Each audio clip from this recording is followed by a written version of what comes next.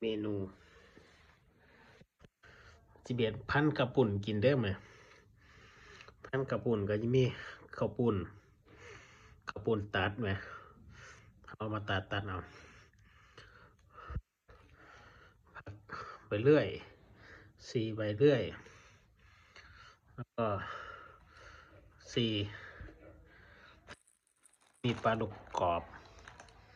ปลาดุกทอดกรอบแล้วก็มีข้าวปุ่นนะพักเมนูโดยรวมพันกระปุ่นเฮาอืมาเสียบๆน้ำกันมีหมูยังถ่ายน้ำจิ้มอยู่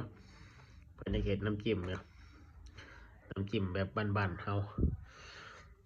เอาลายย่ายห้างมากินน้ำกันเด้อเสียบๆนัวๆน้ำกัน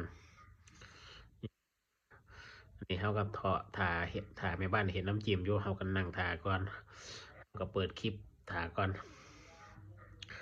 ขอบคุณหลายเด้อทุกคนที่ติดตามที่รับชมทาง YouTube แล้วก็ Facebook แล้วก็ TikTok ขอบคุณหลายครับขอบใจได้หลายเด้อขออนุญาตว่าไทยว่าลาวเด้อขอบใจได้หลายที่ติดตามที่รับชม